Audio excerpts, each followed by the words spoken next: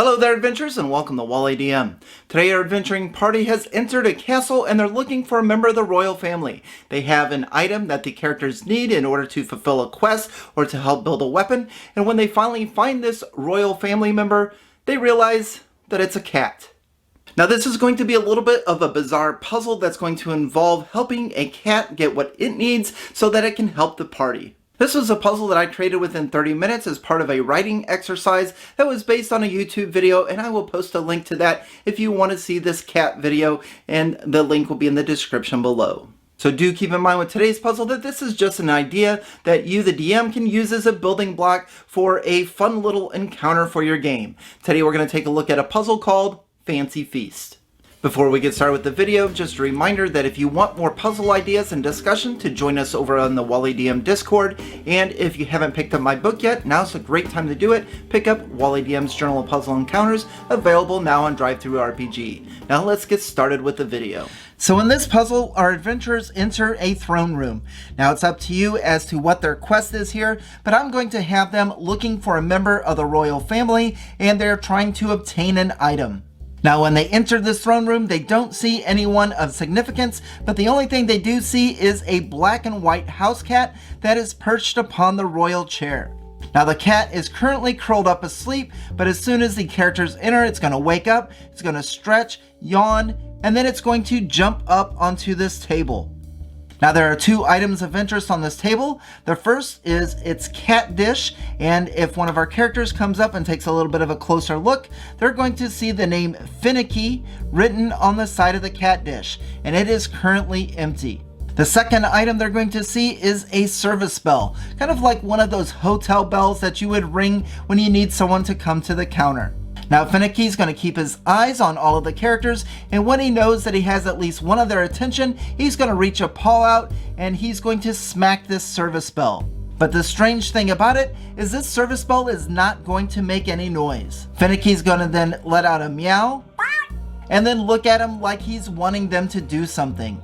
Now after Finicky hits this bell and there's no noise, I would allow your characters to make a perception check, and any of those that hit a DC 12 or higher is going to hear a very faint dinging sound from down this corridor to the west. Then perhaps Finicky will look at his dish again, see that it's empty, come back, smack the bell again, maybe even smack it a few times to try to get their attention. And again, you can allow the characters a perception check, or perhaps they're already listening for this, but they're going to hear to the west some dinging sounds, as if when the service bell is hit, the actual ding from the service bell is coming from down the corridor. Now up to you as a dungeon master as how you want to decorate this room, but our main thing of interest is going to be this treasure chest that has the item the characters are looking for. So let's say if our fighter comes over and looks at this treasure chest, there's going to be a few things he's going to notice. The first is there's going to be two small cat paw prints that are on the treasure chest, and with a successful DC 12 intelligence check, he's going to be able to ascertain that it might be the cat that is on the table that is going to be the only thing that is going to be able to open this treasure chest. Now of course, if your characters are going to want to try to open it with thieves tools or break it open or things of that nature, you can lock it by a 72nd level wizard where it can only be opened by a wish spell or by our cat that is on this table. And you can also have all of these suits of armors be animated armor, and you can make them a high level, and as long as the characters aren't trying to tamper with the treasure chest, then they'll leave them alone. But if they come over here and try to mess with the treasure chest and try to get it open without letting the cat do it himself, then these animated suits of armor are going to attack, and then they'll reside back to where they were as long as they're not trying to attempt to steal anything. Now again, if the adventurers are not paying attention to this cat, it's going to ring this service bell, and we're going to hear the bell sounds from down the corridor. So let's say our characters go all the way down the corridor to investigate. So now when our characters come down to the end of this hallway, they're going to see that it splits in three different directions. They can either go down the stairs this way, down the stairs this way, or up the stairs this way. Let's go ahead and take a look at each room. Now if our characters come into this one coming down the stairs, they're going to find a storage room. There's going to be all kinds of grains and wrecked boxes and things of that nature, and this room here is going to be overrun with mice. With nothing else of value in this room, the characters can then come upstairs to this room here, and when they do this, they're going to see an open window, and they're going to see a few birds that are flying in and out of the windowsills. There's a couple that are perched up on some coat racks, and there's even a bird in a cage. Perhaps we even have a decorative bird bath that's off to the side, and probably a few birds in there as well. Now, other than all kinds of different birds, there's nothing else to see in this room. Now, our final room is actually going to have some stairs going down. There is a small ledge over in this direction, and there is a pond. And inside this pond are all types of different goldfish. And if you want to include some goldfish catching things and maybe some goldfish food or things of that nature, you can also put that in the room for your characters. That's up to you and how you want to run this. But again, they're going to be able to go into this water. It's going to be about 3 feet deep, and there's all types of goldfish swimming about. Now, our characters have searched this entire area, but they haven't come up with anything of value, and now that they think about it, they haven't heard that service bell ding since they were in the room with the cat. So now it's time to go back in there and see what Finicky is up to. So now our adventuring party enters the throne room once again, and once again, Finicky is asleep on the chair. When they enter this room, Finicky wakes up, he stretches, moves his claws out, perhaps scratches up the chair a little bit, and as he sees them come in, he hops over onto the table, looks at his food dish, and then smacks the service bell. And once again, when Finicky smacks his service bell, there's not going to be any noise in this area, but for those that are close to the corridor, they can hear a ding coming from down the corridor. So in this puzzle, if the adventurers figure out what Finicky wants, then he is going to be able to help them achieve and unlock whatever is in this treasure chest. But what is it that he wants? Do you know how to solve this puzzle? I'll give you a second if you'd like to figure it out. Did you get it? Great! Let's go over the answer. The solution to the entire puzzle is Finicky is hungry, but he wants something specific, and he wants that one thing in his food bowl. Now, by hitting the service bell, he is going to alert the characters as to what he's hungry for. Well, Finicky is either hungry for fish, he's hungry for mice, or he's hungry for birds. And when he hits this bell, then a dinging sound is going to be able to be heard in one of the rooms down the hall. But now we've already seen that if all of the characters went down the hallway to try to hear what the dinging sound is, Finicky gets bored and goes back and sits on his chair.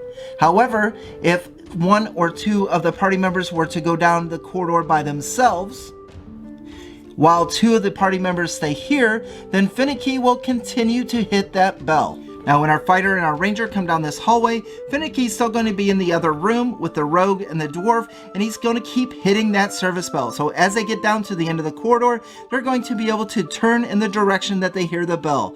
So in this example, we're going to say it's the fish, and when they get to this intersection, they're going to hear a dinging sound coming from the room with the fish. So if the characters come in here and they grab a fish out of the pond and they bring it back, now if they put the fish in Finicky's food bowl, then he's going to be extremely happy and he's going to eat the fish. And then after he does that, then Finicky is going to be able to come over here and he is going to be able to use his paws to push up on this treasure chest, and it's going to open, allowing our adventurers to obtain whatever's inside, and they have successfully solved the puzzle. So again, this is a bit of a bizarre puzzle that's going to take some work by you, the Dungeon Master, to include in your game. But I really like it, and in fact, I want to give the cat some more personality. So I believe if any of the characters were to put anything other than the fish or whatever the cat wants into the bowl, the cat's going to just push that bowl off of the counter and just and look at him strangely. Now do keep in mind we're only ringing the bell once. Perhaps the cat has a pattern that it can do, kind of like Morse code, or maybe it has 2 rings for bird, 3 rings for mouse, 1 ring for fish, or something along those lines. Those might be questions that you may need to answer at some point.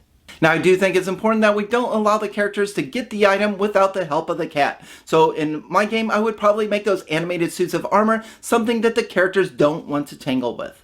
Now if you're a patron of the channel at the $2 level or higher, I'm going to put a map that I created for this encounter in Patreon so that you can download it. I'm also working on a rough draft, so if you want this puzzle in written form, it should be available within the next week or 2. So that's all I have for you today. Be sure to leave a comment below and let me know how you would run this in your game and what type of a story would you build around this to make this puzzle make sense. Thank you very much for watching. We'll catch you in the next video. and on to the next.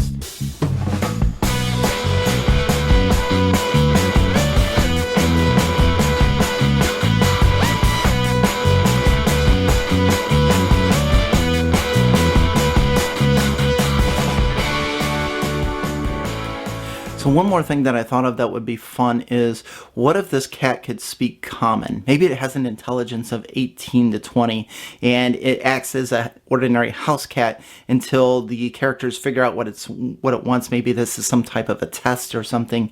And then once it does that, it's just like, well, thank you very much. I appreciate it, or something along those lines. Or it could be a druid or some type of a shape changer or something under a polymorph spell. Heck, you could even have it that this cat is cursed. It is actually a royal member of the family or a noble, and it has to complete this task with trying to communicate via the service spell. And once that communication has been successful and it's able to open the treasure chest, then it is able to transform back into a noble, and the characters have succeeded and they've found that member of the royal family. I think there's a lot of potential with this. Again, just a rough draft, but let me know what you think in the comments below. Thanks for watching. Oh yeah, I have this really weird talent to be able to make cat noises. I don't get it, but yeah, there's that.